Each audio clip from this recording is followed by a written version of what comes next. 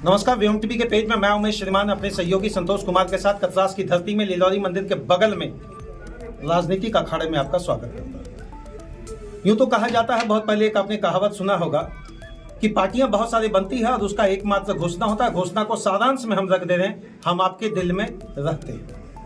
लेकिन जब बात इलेक्शन के बाद का आता है तो अपना वोटर आईडी कार्ड के साथ में आधार कार्ड पॉकेट में लेकर घूमना पड़ता है कि कौन बोलेगा हम आपके हैं साथ। चलिए, इन्हीं सारी चीजों को लेकर बहुत सारी पार्टियां 2024 की गोलबंदी अलग अलग पंचायतों में अलग अलग धरती में करने का अपना संकल्प ले चुकी है। इसी में अभी आपने वर्तमान में जिस तरीके का झारखंड की राजनीति में करवट देने के लिए और करवट लेने के लिए हम यूं कहें तो युवाओं ने ठाना है और जेबीकेएसएस को अपनाना। हम नहीं बोल रहे, हम कहीं नहीं हैं, ना हम बीजेपी के हैं, ना हम कांग्रेस के, ना हम जेबीके। सीधा एक बात मेरा रहेगा, न लाग न लपेट, न पक्ष न विपक्ष। श्रीमान, प्रश्न तो बनेगा। विकास की कड़ी में जेबीकेएसएस के यहाँ पर राजनीतिक स्तर से लोकसभा के पर्यवेक्षक आए हैं। हम लोग जानने की कोशिश करेंगे क्या कुछ स्थिति है। आपको भी बहुत बहुत धन्यवाद कि आप आए हैं अपने चैनल के साथ। हम लोगों की बातों को रखते हैं, बराबर हम आपको देखते रहते हैं और आप आज हमारी बातों को आज रखने के लिए यहाँ पर आए हैं। बहुत बहुत थोड़ा लड़ा लेंगे, कोई दिक्कत नहीं है। ऐसे सुने, जेबीकेएसएस एकदम उसका शुरुआत ही संघर्ष से हुआ। उसका बीजारोपण हुआ तो बिना खाद का, और जहां भी डाला गया वहां से पेड़ निकल गया। क्या कुछ था इसके अंदर? देखिए, सबके अंदर में आक्रोश था। सबसे पहला चीज जान लीजिए कि जितना भी आज राजनीतिक दल यहाँ पर देख रहे हैं, झारखंड में 23 साल बीतने के बाद किसी को अपना जो एम है पूर्ण होते हुए नहीं दिख रहा है। जैसे मान लीजिए कोई छात्र है, अगर नौकरी के लिए अगर यदि तैयारी कर रहे हैं तो उनको नौकरी नहीं मिल रहा है, सीधे बिक जा रहा है। अभी हाल ही का एग्जाम्पल आप देख लीजिए, सीजीएल का जो है आपका प्रश्न पत्र है बिक गया, लीक हो गया, ऐसा लग रहा है और इस पर कोई कार्रवाई नहीं हो रहा है। मुख्यमंत्री बदल गए लेकिन कार्रवाई जो करते हो। मेरी तकलीफ यही है कि जो कुछ होना चाहिए था झारखंड युवा के साथ वो नहीं हो पा। अच्छा, किस युवा को फायदा पहुंच रहा है झारखंड में? देखिए, युवा वैसे युवा को झारखंड में फायदा पहुंच रहा है जो यहाँ के पसंदीदा ही नहीं है। सबसे पहले चीज़ है, यहाँ पर जो स्थानीय नीति जो लागू नहीं हुआ है, जिसके कारण से आज क्या है कि नौकरियों में जो बाहर के लोग डायरेक्टली इंटर कर जा रहे हैं। जब देखते होंगे आप, वैकेंसी निकलता होगा तो उस वैकेंसी में यहाँ पर लिखा हुआ रहता है कि भारत का निवासी होना चाहिए, जबकि अदर स्टेट में आप जाइए तो अदर स्टेट में लिखा हुआ रहता है बिहार का निवासी होना चाहिए। तो ये फर्क है, समझ ये कहें कि झारखंड का भी जो वासी है दूसरा स्टेट में ज़्यादा उस तरीके से फॉर्मेट नहीं मिल पा रहा जो मिलना चाहिए था। अच्छा, लोकसभा को लेकर क्या कुछ तैयारी है? देखिए, लोकसभा को लेकर के पूरे झारखंड में हम लोग की तैयारी चल रहा है और आने वाले समय में आपको कुछ एक दिन 10-15 दिन में दिखेगा। और निचले स्तर से जो बूथ कमेटी लेवल के जो लोग, जो हमारे समर्थक हैं, जो हमारे विचारक हैं, उनको बूथ में ले जा करके कैसे अपने पक्ष में मतदान करना है, उसको लेकर के एक बहुत लार्ज अमाउंट में काम चल रहा है। अच्छा, क्यों आपको मतदान करेगा? चलिए, हमको थोड़ा सा ये बताइए, क्यों आपको मतदान करेगा? आप झारखंडी युवा भी है तो वो कहीं नहीं अलग अलग पार्टियों से जुड़ा हुआ है। जेवीएम का शुरुआत यहाँ से हुआ, आजसू का शुरुआत यहाँ से हुआ, कांग्रेस की अलग विंग बनी अभी खासकर नज़दीक में ही, बीजेपी एक नया विंग आज से शुरू कर दिया है, गांव चलो। तो ऐसे में क्यों जेबीकेएसएस? देखिए, जितना भी पार्टी है सबको लोगों ने देखा है।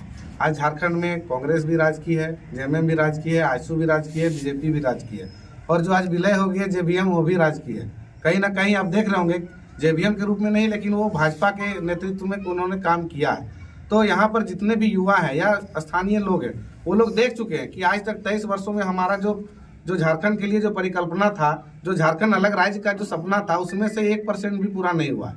तो आज हम लोग देख रहे होंगे कि हमारे जो केंद्रीय अध्यक्ष है टाइगर जयराम महतो, वो कोई वार्ड पार्षद नहीं है, ना वार्ड सदस्य है, ना मुखिया है, ना जिला परिषद है, कुछ भी नहीं है। लेकिन आज हम लोग आकलन के तौर पर एक हम लोग कर रहे हैं तो 12 करोड़ के लगभग उन्होंने मुआवजा दिलाया बिना कोई प्रतिनिधि रहते हुए। अच्छा, तो ये 12 करोड़ का जो मुआवजा दिलाया, ये बताइए वो किसी संविधान के संरचना के अंतर्गत ही दिलाया गया होगा? आप लोगों ने तो अलग से कोई संविधान नहीं बनाया। बिल्कुल। तो इसके पहले जो पार्टियां थी उनके मन में मनसा साफ नहीं था, यही ना? जी बिल्कुल। देखिए, जो बाकी के जो पार्टियां हैं, उनके जो जन प्रतिनिधि है जो जीत करके आ रहे हैं, वो पीछे बैकडोर से अपना झोली भरने का काम करते हैं और जो जनता जिसको दिक्कत होता है, जिनको समस्या का समाधान करना रहता है, उनके प्रति उनका उदार भावना कभी नहीं दिखता है। कोई भी राजनीतिक पार्टी श्रीमान उदार पार्टी नहीं होता है, सीधा सीधी। अभी आप भी गोलबंदी कर रहे हैं, अपने ही घर में फोड़ेंगे, अपने ही गांव में फोड़ेंगे और हो सकता है आप भी वही काम करेंगे जो दूसरी पार्टी कर रहे हैं। थोड़ा बहुत सुनने में मुझे लग रहा है तकलीफ लग रहा होगा, लेकिन आप तोड़ेंगे जरूर, क्योंकि आप महतो से तोड़ेंगे, आप मांझी से तोड़ेंगे, आप सोरेन से तोड़ेंगे और नहीं तोड़ेंगे तो आप जेबीकेएसएस में कैसे जोड़ेंगे, इसको स्पष्ट करेंगे। देखिए, इससे पूर्व जितना भी लोग हैं, सभी लोग कोई ना कोई राजनीतिक दल से जुड़ा हुआ था। लेकिन ऐसा नहीं है कि अगर कोई शीर्ष नेतृत्व अगर खराब है तो उसके कार्यकर्ता भी पूरे के पूरे खराब है। सो ऐसा नहीं है, ऐसा संभव नहीं है। अगर यदि आप भाजपा की बात करते हैं, अगर यदि मोदी को आप बहुत अच्छा चेहरा के रूप में देख रहे हैं कि पूरे विश्व में उनका चर्चा चल रहा है, एक नंबर पे चल रहे हैं, तो ऐसा नहीं है कि उनके नीचे का स्तर के लोग खराब नहीं है। सो उनके के निचले स्तर के लोग भी लेन देन में संलिप्त हैं। लेकिन क्या हो रहा है कि सरकार के संरक्षण में बच रहे हैं। आपको पता होना चाहिए, आप अगल बगल जहां देखिए वहां पर आपको पता चल जाएगा। एक पर्यवेक्षक के रूप में सबसे बड़ा समस्या जेबी केसेस के सामने आप क्या महसूस कर रहे हैं? चलिए गोलबंदी हो जाएगी, मजबूती हो जाएगी, वोट भी आ जाएगा, जीत भी गए, भगवान करे, हम शुभकामना तो नहीं देख सकते हैं जर्नलिस्ट के तौर पर, लेकिन क्या कुछ हो जाएगा? देखिए जेबी केसेस को जीतने के लिए देखिए समस्या के तौर पर हम लोग पूरा जनता को हम लोग लिए हैं। जनता जहां जहां पर समस्या उत्पन्न होता है, कभी जनता को नहीं लिए हैं सिनेमा थोड़ा सीधा ले हाँ, बोलिए। एक भी जनता को आप नहीं लिए हैं। चलिए हम बात करते हैं पार्टी कहाँ से टूटी, और मांझी आदिवासी आपके साथ लगातार तेजी से सोशल मीडिया पर भी अपना राग अलाप रहे, हम इनके साथ खड़े नहीं हैं, उनको आप क्या कहेंगे? नंबर 1 बताइए। देखिए दूसरी पार्टियां जो है जिनके समझ लीजिए कि एजेंट के तौर पर कुछ लोग ऐसा हैं, ऐसा हम नहीं कहते कि आदिवासी हमारे साथ नहीं है, उनके साथ नहीं है, लेकिन जो लोग पार्टी कर रहे हैं, जो पुराने पार्टी में है, उनको कहीं ना कहीं दिक्कत हो रहा है। इसके कारण उनको आगे ला करके उनको बताया जा रहा है, लोगों को समझाया जा रहा है कि आदिवासी लोगं के खिलाफ जेबी केसेस चल रहा है या फिर दलित लोगों के खिलाफ मतलब ये मैनिपुलेटिंग पॉलिटिक्स। जी जी बिल्कुल बिल्कुल। अच्छा, माइनॉरिटी को लेकर अभी खासकर अगर देखें हम लोग जहाँ पर हैं गिरिडीह के अंतर्गत, क्या कुछ नया आप लोग, घोषणा तो अभी नहीं कहेंगे कि आप उजागर करें, लेकिन कुछ तो माइनॉरिटी के लिए आप लोगों ने पहले से ब्लूप्रिंट सोच रखा होगा? देखिए माइनॉरिटी के लोग आज देख रहे हैं, आज़ादी के 75 साल बीत जाने के बाद भी आज अपने आप को ठगा हुआ महसूस कर रहे हैं। देश के उपराष्ट्रपति रहे, आप बोलते हैं ठगा हुआ महसूस कर रहे हैं, कैसे मान लेंगे? देश के उपराष्ट्रपति रहे, यहाँ के सबसे मार्शल रहे, यहाँ के टॉप क्लास एनडीए और सीडीएस एग्जाम पास कर रहे हैं, केवल कह देने से माइनॉरिटी बैकवर्ड है, इसलिए तो हम तो नहीं मानने से। हम एग्जाम्पल के तौर पर आपको दे देते हैं, बताइए। आप एक देख लीजिए कि हमारे जो टाइगर जयराम महतो कहते हैं कि देश का विकास तभी पता चलेगा जब आप गांव में गंगिया की गठरी में जो पैमाना है, जो पैसा है, जो उसको नापिएगा, तब पता चलेगा। एक व्यक्ति को अगर यदि राष्ट्रपति बन गया, राष्ट्रपति से अगर यदि पैमाना नापिएगा तो फिर तो यहाँ कोई समस्या ही नहीं उत्पन्न होगी। अच्छा, तो अभी आप जो अपने सांसद महोदय को वहां पहुंचाएंगे, क्या कुछ 2-3 बड़ी योजनाएं पीर टाँड़ से लेकर हम टीला टाँड़ और कतरास की धरती तक, मुझे लगता है बहुत डिफरेंस होगा।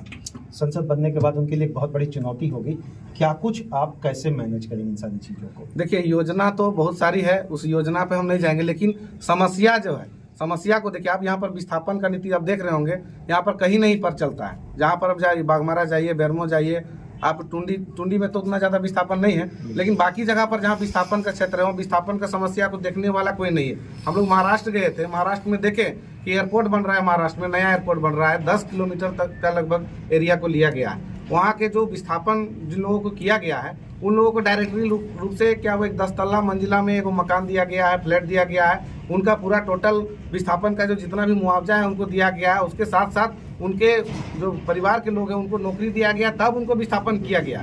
लेकिन आप इस क्षेत्र में देखते होंगे कि लगातार यहाँ पर विस्थापन, अब सीसीएल की बात करें, बीसीसीएल की बात करें, इलेक्ट्रो स्टील की बात करें, इंडस्ट्रियल जोन में, हाँ, जहाँ पर भी आप देखिए पहले जमीन ले लेता है और उसको पीछे पीछे झोला लेकर के घूमने पर मजबूर करता है। जितना भी प्रबंधन। हेमंत जी अंदर गए होंगे तो सुनिए मिठाई आप लोग बांटे, जेबी केसेस मिठाई का ऑर्डर की थी, बात सही था? देखिए हेमंत जी अंदर गए, उनके प्रति हम लोग को सहानुभूति है, लेकिन कहने का मतलब है कि अगर आप गलत करिएगा तो बख्शे नहीं जाएंगे।